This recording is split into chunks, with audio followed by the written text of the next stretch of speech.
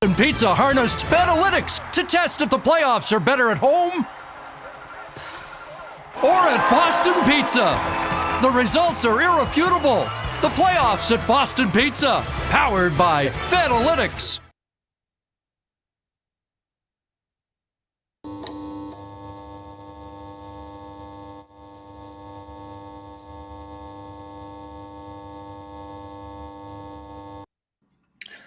What's up, everyone? How you doing? Thank you for tuning in to Oilers Nation After Dark. Connor Halley here with you. Oilers Nation After Dark, as always, presented by Boston Pizza and the new playoff menu powered by Fanalytics. Make sure you check out any Boston Pizza location near you. Grab a nice pizza flight, enjoy it, and maybe drown your sorrows with a pint or two. Boston Pizza, big sponsor of the show, and of course, Oilers Nation. If you're watching on Facebook, YouTube, don't be afraid to share your thoughts with us tonight. Vent if you need to. I see it coming in here already.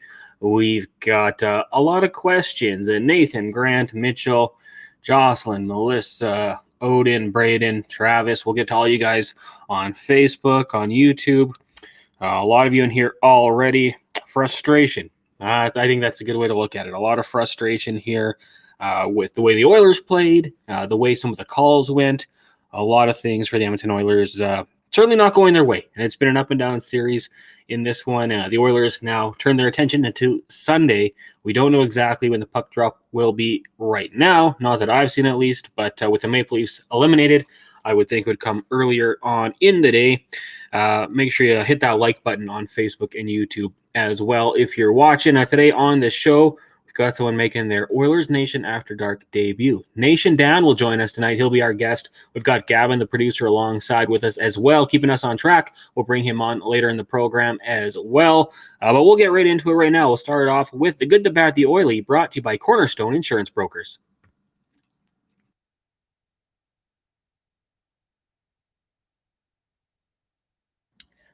Cornerstone Insurance Brokers, Edmonton's premier boutique insurance brokerage with over 90 years of success and still growing. Visit cornerstoneins.ca/nation to get an online tenant or condo insurance quote in just a few minutes and use the discount code NATION for an exclusive rate. Find out why Cornerstone Insurance Brokers are ranked amongst the best in Alberta. As I mentioned, we've got Nation Dan joining us tonight here on Oilers Nation After Dark.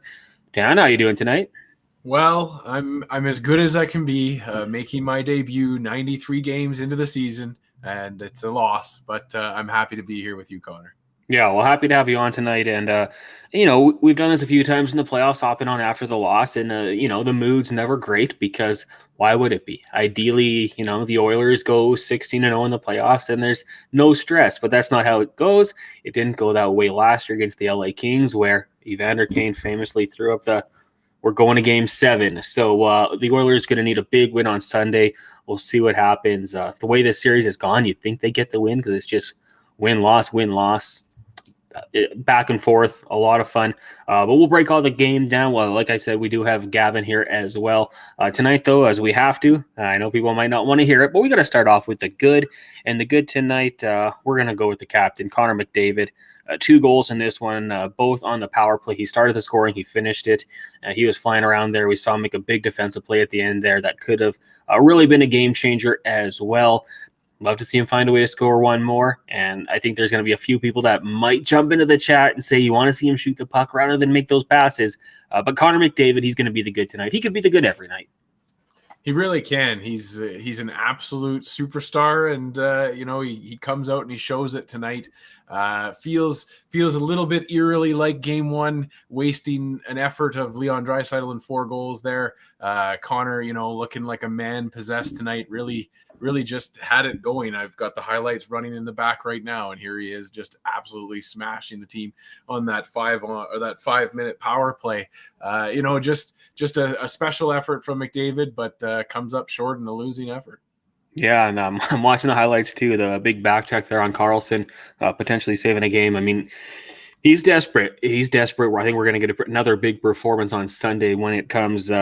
We had a few things we could have gone for with the bad here tonight, and as I say, with the good comes the bad. The bad tonight, we are going to go with Kolesar's hit, and this one fired me up. I was firing off angry tweets immediately because this is something that I think the NHL just does not take serious enough, and I don't know what it's going to take for them to do so. At one point in our lifetime, they wanted to get away from the headshots, and we've seen that drastically go down. Bunting for the Leafs threw out the chicken wing in the playoffs, got a 3-game suspension. Like, they don't mess around with that sort of stuff. Someone's going to break their neck, and that way, Matthias Ekholm, he's trying to make a good play to avoid the contact. He's trying to spin off, and Kolesar sees numbers. He follows through. He drives him into the boards. The NHL is not going to suspend him because they will say misconduct. That's enough. He served his time. It's not going to be a suspension. But of all the things to choose from, this is one that I wanted to put out there because I think it's trash.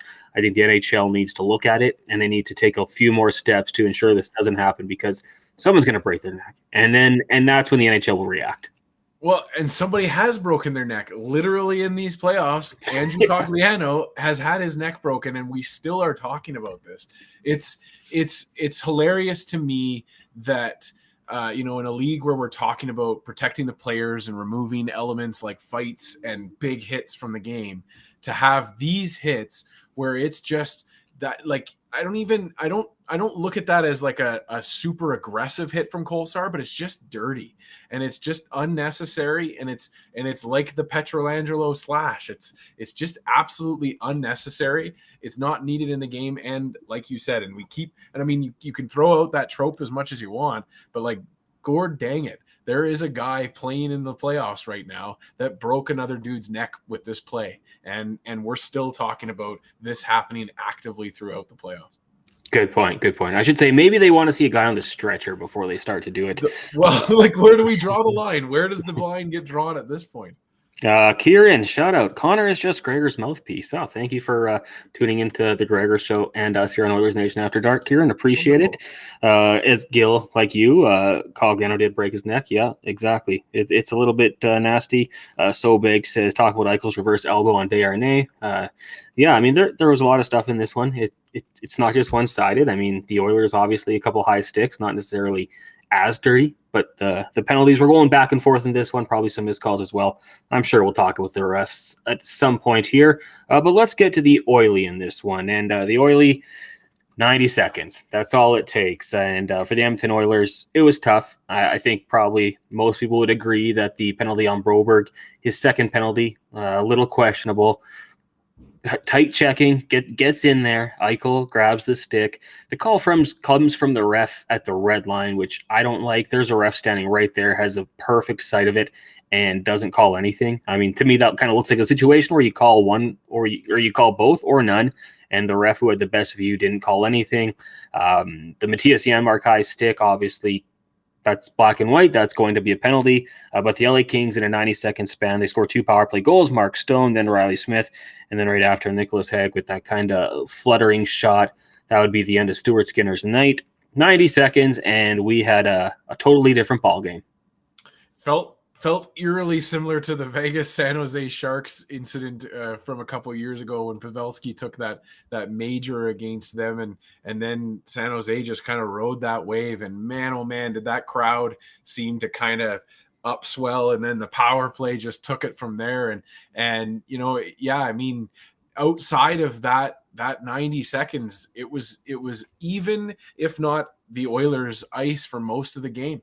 And yeah, this team, they just have that still in them. And they did it during the regular season. We saw it multiple times, rear its ugly head, just have that flash of just brain fart after brain fart after brain fart. And oh no, you're down in the scoreboard again. Cato says, why do officials so far away call penalties when they can't see the whole play? I don't know. I mean, I honestly, I don't get it. Like, you would think that going through a referee's mind would be like, I can't see. I am 50 feet away. There's a ref right there. I'll trust my teammate in a sense to make the call, and they certainly didn't do that one. So yeah, that's frustrating for sure. And that's just, I mean, like, how do you have a dynamic between referees?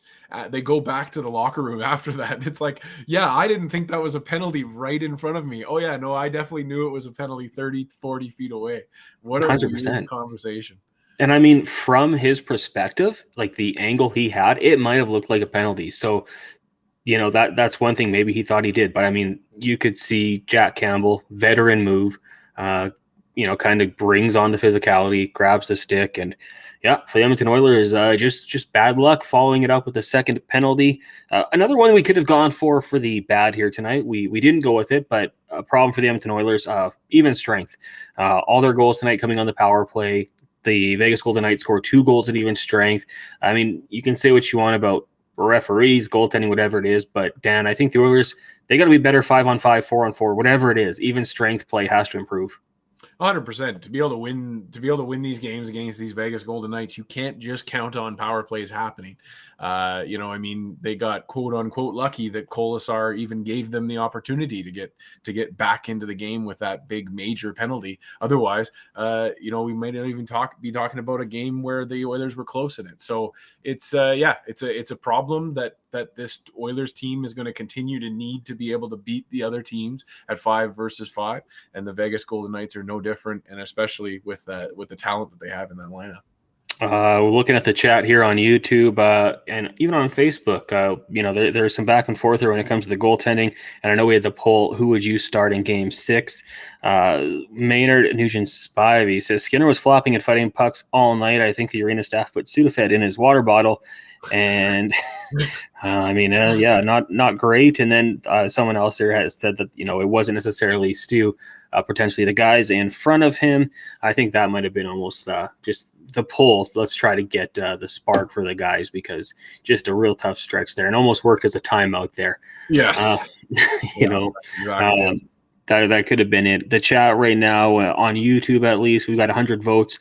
69% nice, going with Campbell, 31 at Skinner. Wow.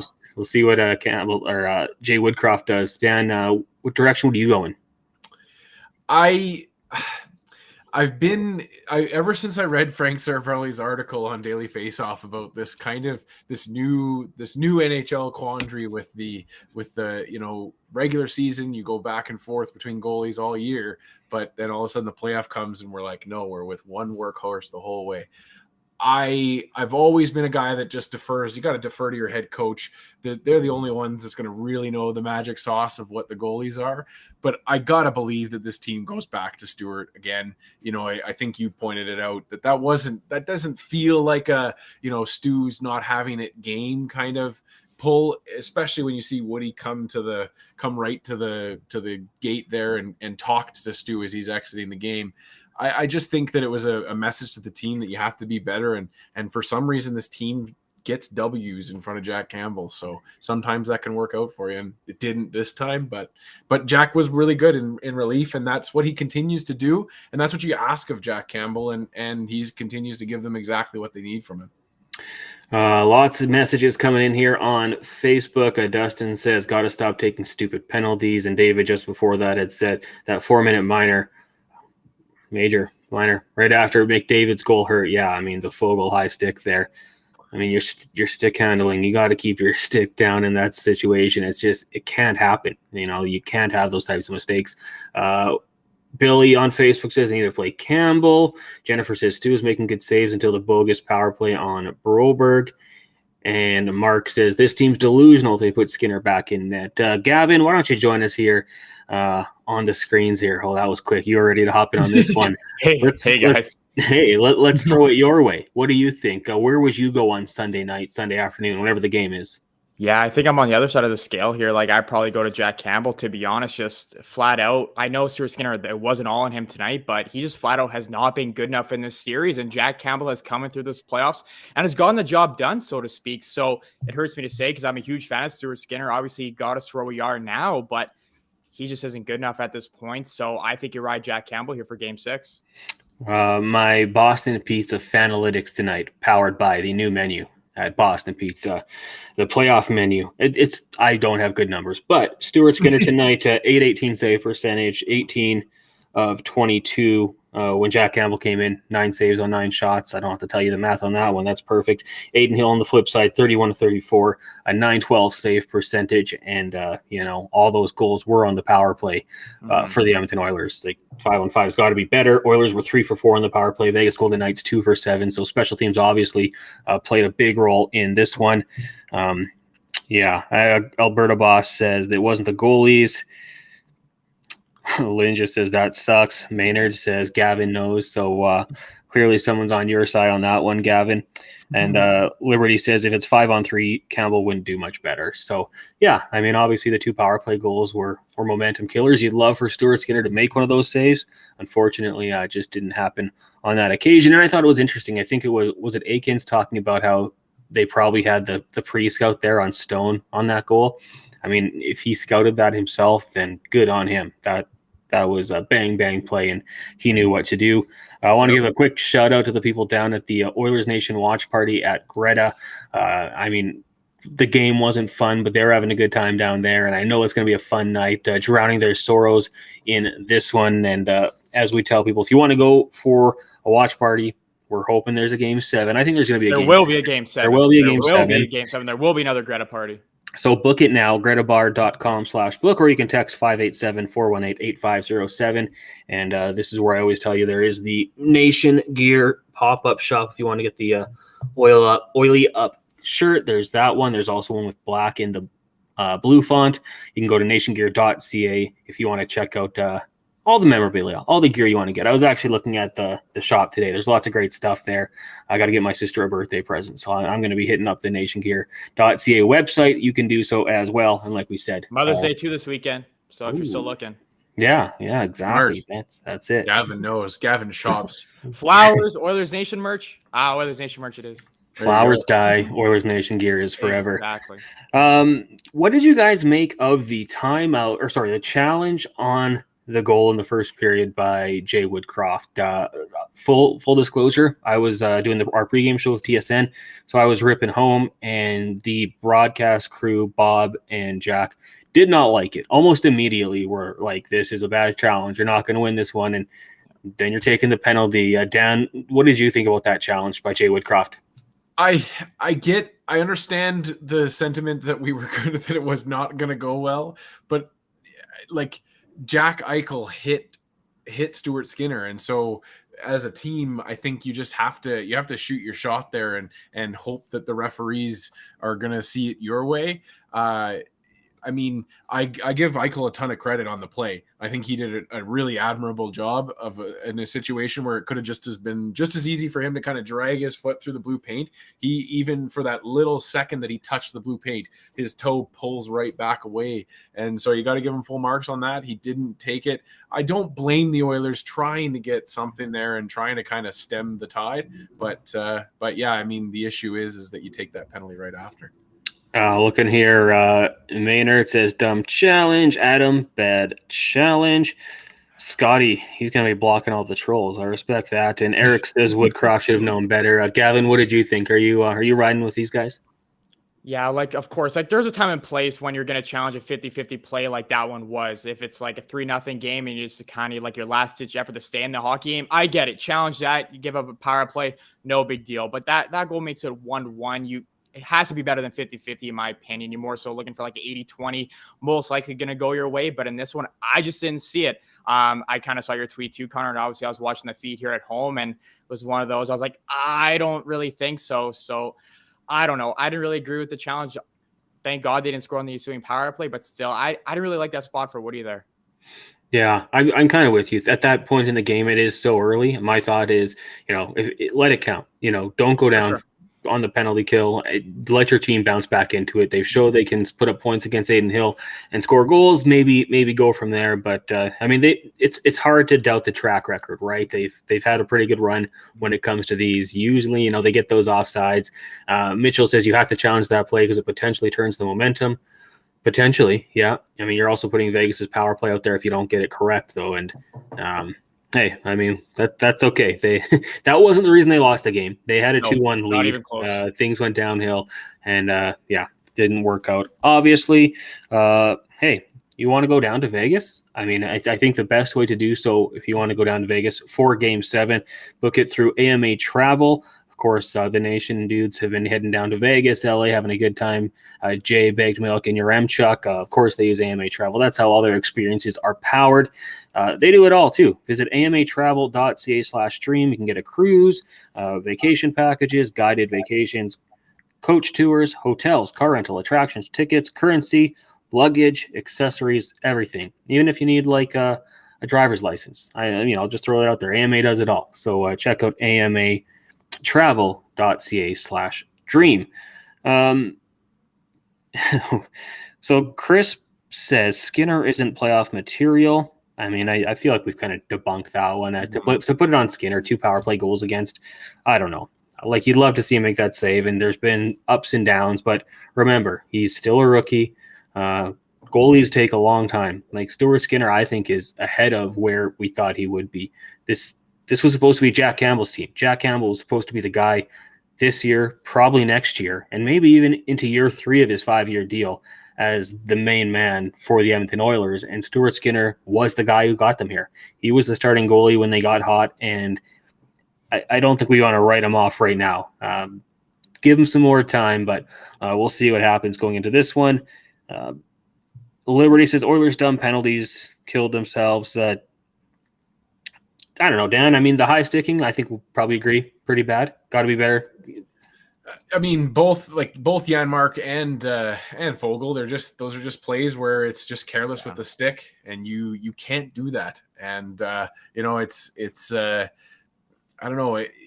This team kind of plays with fire when it gets into those situations, and I don't know. It just continues to snowball with them, and they keep making those stupid little plays. And that Fogel one, you could feel it watching him in the penalty box there, just making that one sink in, because that was 4 minutes of time where it felt like this team was really starting to build something, and it just got stymied. Chris says, so frustrating. Owen says, boys got too comfy with a 1-goal lead. Yeah, you can never get too comfortable without that one. And he says, can't score where they're shooting from. Yeah, I thought the shooting selection wasn't great. Also, I mean, I think the hits were 24-24, 21-21, something like that. Up. Yep. Gavin, did you think the Oilers were overly physical? Because, earlier this week when they were winning games, it looked like they were hitting everything that moved, like really being the aggressor. And tonight, I didn't see that. No, like if we're comparing it to game 4, it's night and day difference here, Connor. Like you just said, the hits were tied 24-24, and I believe in game 4 we had 15 more hits in the Vegas Golden Knights, so not even close to as physical as we were here in game 4. Dan, I mean, what do you think the reason is for that? I mean, the recipe was there for victory, and we've talked about it. It's been in the chat like crazy. Well, why can't they play good back-to-back nights? I think part of it is obviously we were playing a good team in Vegas, but also, I mean, I don't know. It just seemed like the mentality wasn't there. They weren't as aggressive as they were last game. Yeah, it's weird, and it's guys like for me, like Evander Kane, who was really non-existent tonight in that element of the physicality. I think that our defense was maybe noticeably less physical tonight, just because there was less of them to go around. Everybody had a little bit more time that they knew that they had to log. So maybe there's an element there. But yeah, I mean, I said it after game 3, where that was just a bin it game for me. You throw that in the trash bin and you move on. I think that Vegas is just a really good adjustments team. I think that they play really well to kind of change it up. That we saw in game 3, I guess it was, where they were going high glove all the time. And I don't think they shot one shot high glove. Maybe the shot from Haig was technically high glove, but it wasn't really going there as much this game. So, I just think that Vegas is a really good adjustment team, and they're a good team, and they're going to change it up on the Oilers, and the Oilers have to adjust more, or they have to be able to force their own kind of style of game again. Okay, guys, I'm going to go here. And it's starting to leak into the chat. And this is kind of where I wanted to go when I talked about maybe not playing more physical. Yeah. Maybe they're missing a guy who plays 25 minutes and plays a nasty game out there. And now I'm seeing it. Nurse would have provided 25 hits. That's from So Baked. Squishy for breakfast. Only played 3 minutes today, too. Yeah. Squishy for breakfast. Costin only played like 3 minutes and 30 seconds tonight. Yep. Yeah, Costin's official time was 3:30, Janmark 4:56, Bukestad 9:12, and Fogel 9:22. Everyone else got over 10 minutes. Fogel a couple hits in that one, but we'll ask you first, Dan. But everyone in the chat, Facebook, YouTube, we're all friends here. How much do the Oilers miss Darnell Nurse? Let us know. I think it's hard for any team to give up your top defenseman or one of your top defensemen. But for this team, we've seen it every time he's out of the lineup. There is just a certain je ne sais quoi that is missing from this team. People love and hate Darnell for the number that is next to his contract, which is not his fault, nor the organization's fault in the sense that it just is what it is.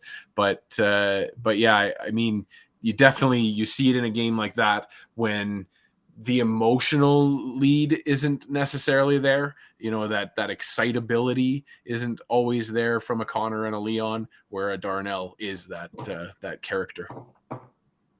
Gavin, what did you think? Obviously the physicality. You think they noticed it or missed him out there on the PK as well?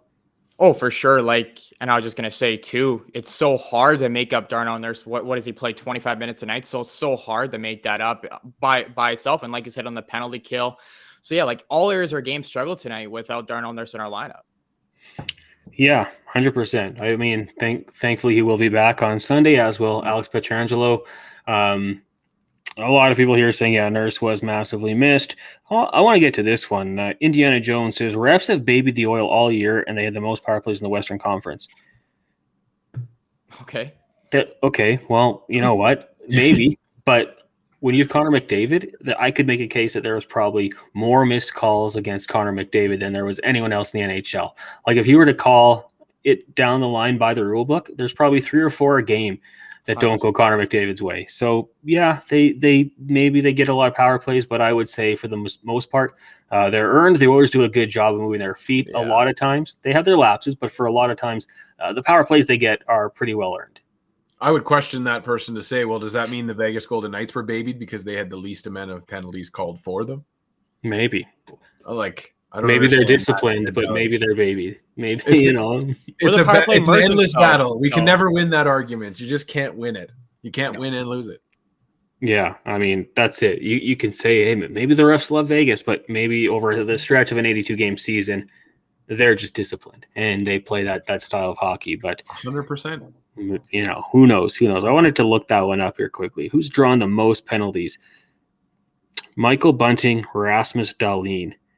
Connor McDavid, I got to scroll down pretty far to find him, which is interesting because, I mean, there's a lot of hooking and grabbing when he's ripping past people, but we shall see. Okay, Joseph says, go Knights, go. Eli, good riddance Oilers. I wonder if we got some Vegas fans coming into the chat. Welcome to the chat, Vegas. Welcome, Vegas. You got a great town, a lot of fun, and a good hockey team, but we'll see.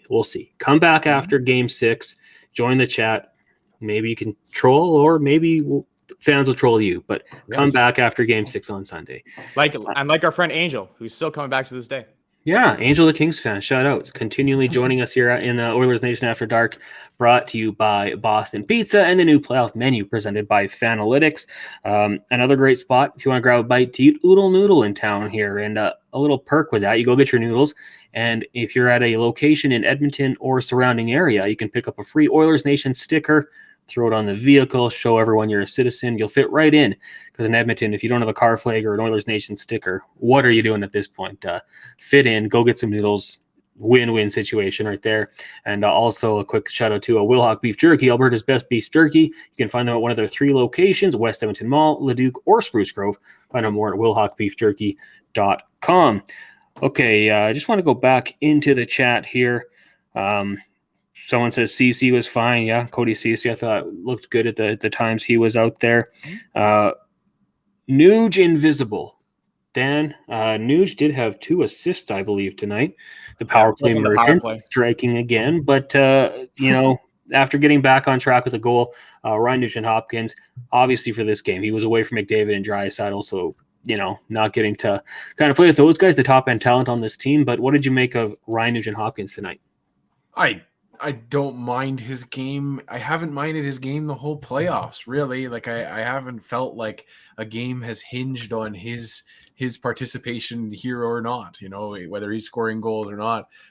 I didn't enjoy the I think he was on the ice for that stretch of about 2 minutes there with 4 minutes left to go where the Knights hemmed us in. There was Hyman, Yamo, and himself there. But otherwise, I wouldn't say he was wouldn't say he was non-existent. I wouldn't say he was a superstar. He was just the Nuge. And I don't like. I guess I understand like people want to see goals every night kind of thing, but it just doesn't happen. Like, I mean, Matthew Tkachuk ended the Leafs season without a goal on the board, I believe. Like, it doesn't always have to be on the scoreboard for it to matter to the team. Was at the end of the game there was that Nuge, Hyman, and Yamamoto that were kind of pinned in their own end there for felt like an eternity. Like, I mean, it was like 2 minutes, almost 2 minutes, at least 2 minutes left to go. Yeah, like it was. I mean, credit to Vegas. After about a minute, I mean, those guys had nothing left. They just couldn't do anything. Crazy there. It was like ice it, do whatever you have to do. But they really ran the Oilers show for that little stretch there. Mitchell says, I still think Desharnais out and put Nemo in. I believe that was supposed to be Marcus Niemelainen. When's last time Nemo played? January. I don't know if you're bringing him in for elimination game here in Game 6. I don't know. And he played under 10 minutes. I just think the ship has sailed on sitting Desharnais for any time in the playoffs anymore. You've made a decision as an organization that you've put him through some stuff where he was working through some yips and he had some yaps for it. But I think he's come out the other side of that. I don't look at him as any more of a liability than anybody else on the team right now. So. Yeah, 14:40 played tonight. He led the team in penalty kill minutes. Granted, 2 seconds more than Ekholm. Matthias Ekholm was great tonight, I thought. Obviously he takes that disgusting hit from behind, but he's so calm, cool, and collected when the puck's on his stick. It seems like he just always makes the right play. A gutsy effort from Ekholm in that one for sure. Frank says Yamo had time to clear it up the boards, and what do you do? Gave it up. Maybe fatigue plays a factor in that one. Frank also says 24 hits tonight, not enough. Yeah, we touched on that already. Sure. Definitely not a physical. Caden asks, why was the Fogle a double minor? That's because there was blood. Because he put his stick into the guy's lip. Yeah, anytime there's blood, that's the rule. It's a weird rule because you could get lightly scraped and there's blood, and you could be whacked really hard and it wouldn't bleed. So I've always said you're not committed to the bit if you don't get high sticked and then you bite your cheek real hard. Bite your lip. Like, honestly. Well, WWE, pull a tack out or something. But I will say that it was hilarious that Hutton felt like he had to show the fact that his lip had a slice in it to be able to prove it, because it almost looked like it was a trickle out of his nose, but it was 100% a lip cut. Yeah. I thought there was something, and then I was like, oh, okay, maybe it's not bleeding. That's good. Oh, no, there's the blood. Caden also asks, do you think Kolesar will get suspended? I don't think so. I think the NHL is going to say, got him misconduct. That's enough, even though I think it's a garbage play. Yeah, exactly. Dan, any reason to think otherwise? If Pietrangelo gets one game, I think you have to cut a limb off. Yeah, for almost taking Draisaitl's arm off. Yeah, I don't think Kolesar will get a game for that. Not even close. Not with this Department of Player Safety. Okay, so what we're learning here, Maynard says the Oilers broadcast team says Campbell. Looks like there's a lot of people that want to go with Campbell. We shall see. Someone said that's a chance for him to earn that or inherit that $5 million starting position. We'll see. Jack Campbell, I mean, he's in the playoffs, he's kept them in games, but man, during the regular season, there was some shaky moments with old Suit there. And what we know with Woodcroft is he's gonna hold it pretty close to his chest, so we're not really gonna know here for a while, I don't think, for at least a couple days here. Oh yeah, we'll see who comes out over the boards. I think that's kind of the classic line for him. He's like a football coach. He's not gonna tell you he's starting quarterback. No, wait a little bit. Oh, 100%. Janmark penalty was a head scratcher. I mean, it was the right call. Maybe just the timing is a frustrating one, but it was unlucky for sure. But it was a penalty in hindsight. We got 200 people in here right now, so make sure you hit that like button. That helps us out. Facebook and YouTube. Share it if you'd like. If you're on Twitter, give us a like and a retweet. Make sure you follow Oilers Nation across all the social media platforms. Unbelievable content at OilersNation.com, and then TikTok, YouTube, Facebook, Twitter, Instagram. There might be more, but those are the ones that I know of. So, make sure you give a like, a follow, a subscription to all the Oilers Nation platforms. Mitchell says, isn't the director of player safety a goon? George Barros. He got hit in the head one too many times. He's not a current goon. He's a former goon. Yeah. And an Ivy League school graduate at that. Is that right? So, I didn't know that. George Peros. I want to say Harvard, but that could just Princeton. That's it. Yeah. That's why Liam made Princeton his Cold Performer of the Week this week on OLA. What a life, eh? I wonder how I want to check his hockey DB just to see what George Peros did at Princeton. Like, he fighter in the NHL at Princeton. I had a 13-goal season. Okay. See, like I've only heard bad things about George Peros, of course, as you do about any director of player safety. But I've heard that the guy spends a lot of time on Twitter, which is a little nerve-wracking to hear that your Department of Player Safety is making decisions based off what he reads on Twitter. But there you go. That's something that I've heard from that guy. Yeah. The most frustrating part about the whole Pietrangelo and Darnell Nurse suspensions were you knew it was going to happen. It was just so convenient for the NHL to say, well, one game each. Yeah, it's a trade-off, and we'll just call it a day. Everyone knew it was coming. So, that was pretty tough. Curtis says, the nose leaked pretty bad. Easy on the photo high stick. Absolutely. Yeah. Mark says Vegas is in Oilers' head. See, I don't know, because one game it looks like the Oilers could rattle off 2 straight, and then it looks like the next game that Vegas could do so. It's just been so back and forth in this one. And the Oilers, like we said, it was our Oily tonight. 90 seconds. 90 seconds of weird penalties, bad penalties, and, not the best hockey, I suppose, but that was it. If they don't have those 90 seconds, who knows? Maybe they get that next goal. They take a 3-1 lead, and we're coming back to Edmonton talking about how Sunday it could end in the Oilers' favor. It's just, it's a tough one. And Mitchell says, we had that game. We lost momentum on the Broberg call. I don't know. I still think when it was 2-1, the Oilers, they had to dig deep and get something going there, find some sort of intensity. But you can't have 4 shots in the second period up until the last 3 minutes of that period. So yes, Vegas got their momentum from the referees, but you got to go and earn your own momentum too as a team. Well, and this isn't just like the first game all series. We lost momentum either, guys. Like we scored first in every game this series too. So it's just it's an ever occurring thing now throughout the first 5 games here at the series. Yeah. Oh, 100%. 100%. Squishies for breakfast says Lucic will be the next head of player safety. That would be interesting. He's not an Ivy Leaguer. He played in the Dub, so I don't know what that one. Yeah, Vancouver Giants. Yeah, I have a buddy who fought him. We have to talk about it.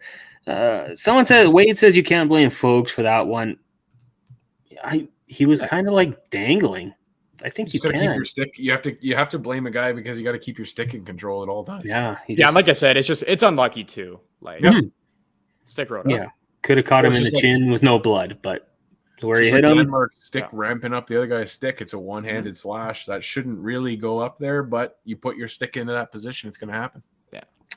I just want to check in here quickly, see if we got any comments coming out of the Oilers locker room after this one. Woodcroft said the Oilers deserved all their penalties except for Broberg's second infraction. That segment in the second period hobbled us. I think that would be the 90-second span we talked about. And, that's about it. That's from Daniel Nugent-Bowman of The Athletic, getting us those comments. Still waiting to see. Have you guys heard anything about the start time for this one? No, I just checked too. Connor, I haven't seen anything yet. Wild to me. From my sources. Wild to me the NHL doesn't get ahead of that stuff. And, probably could have put the Oilers game knowing there's a game 6. Probably could have gave them a start time. But, oh well. We shall see what happens with that one. I'll say probably 5 o'clock, 6 o'clock, maybe 8 o'clock, maybe 2 o'clock. Who knows? Could be at any time with that one. One more time here. Wilhock Beef Jerky, Alberta's best beef jerky. They'll take orders of any size, only the finest tasting meats that are in the Wilhock name. Find out more at wilhockbeefjerky.com. Dan, anything else you want to get to before we wrap up on the show tonight? Well, do you have any delicious Wilhock beef jerky for me? No, but they do have 3 locations in West Edmonton Mall, Leduc, or Spruce Grove if you want to go check them out. Well, that was off the cuff. I really enjoyed coming on the show, and I think that this is going to be 7-game series. So we'll go Oilers. So Dan, how we wrap this up here for Betway? You want to have some fun with Betway. How do you take in the over tonight? Was it 6.5? Gavin, do you know what the? Yeah, so 6.5. Yeah. You would have got the over tonight with Betway. 19 plus. Bet responsibly if you're going to do so. What we like to do is a 1 prop bet. So goal scorer, over, under, whatever it might be. and a prediction for the next game. So game 6 will be in Edmonton. It's going to be a rowdy crowd for sure. Dan, let's get a score prediction and one Betway pick. My score prediction is going to be 5-0 Edmonton Oilers. Big win. Just snuff them out right from start to finish. If I'm going to make a prop bet, I would say Darnell Nurse 3 shots or more from I think he's going to be shooting from the I'm guessing that would be the line that he would be at. Something close to that. I would say over on Darnell Nurse shots. All right, I like it. No one usually goes shots, so I like that one actually. That's different. I like it. Gavin, what are you thinking? Yeah, I don't know if my heart could take it, but I'm going to go Edmonton Oilers overtime victory, 3-2, and I'm going to do Nuge anytime goal scorer. All right, okay. Jane says her Shaw Direct shows 6 o'clock on Sunday, so we'll see. We'll see what happens with that one. The first information. I'm gonna say, just like last year in this type of situation, Evander Kane has a big game. So I'm gonna say, let's go wild. Big payout. 2 goals from Evander Kane going to the net. Wow. Maybe it's tap-ins, but going to the net, making big goals, making plays, and that comes in an Oilers 5-2 win with an empty netter. So that's what I'm gonna say. Kane 2 goals. Let us know. Get those messages in here. What do you think? Prediction. Mitchell says 4-1 and Fogle scores. That would be nice. Fogle goal. Draisaitl Hattie. I like it. Draisaitl. Ryan McLeod getting a goal would be nice. Get one of those. We've got game 6 is going to be 4-3 Oilers. So baked is too stoned to talk. 4-3 Oilers. 7-4 Oilers. Draisaitl Hattie. 4-3 Oilers. Oilers get scored on 3 times in the first 10 minutes. And McDavid rages out, scores 3, and then Dry gets the OT winner. I like it. Post game would be a lot of fun, but that would be a very frustrating start to the game. Keys says game 6, full 60, force the forecheck, hit everything that moves, and you'll keep Vegas from cycling in our zone. Great game plan. Got to see him do it. And now I'm trying to just follow this chat here. It's going crazy. We got some animosity building up, I think, between some Oilers and Vegas fans in this one. On Facebook, Alicia says E-Town 4-2 Oil, McDavid Dry Ekholm with an assist. Mark says Kaner was absent tonight. Ballsy prediction. He's going to bounce back. It's what he does. He's going to take a run at Pietrangelo a few times to get into the game. And he'll be fired up. Jane says our guys need to play like game 5, more disciplined, better urgency and chemistry. Totally agree. Let's hope that message is delivered. You know what? I kind of thought this at the start of the year. The Oilers set the bar last year going to the Western Conference Final. With this team, I think if they don't get back there this season as a whole, I don't want to be like Jonathan Kupo and like say it's a failure to have people tell me it's not, but it would be a letdown. So I think you're going to get a very motivated McDavid and Draisaitl in this one. God, you need some depth scoring from a lot of guys, but it's going to be a fun one on Sunday night as Vegas looks to wrap it up. That's going to do it for us here on Oilers Nation After Dark. Of course, we got to give a big thank you to our sponsor, Boston Pizza, and the playoff menu powered by Fanalytics. They've got some great stuff there, the winged ribs, the garlic parmesan fries. They've got the pizza flights. That's 3 6-inch pizzas.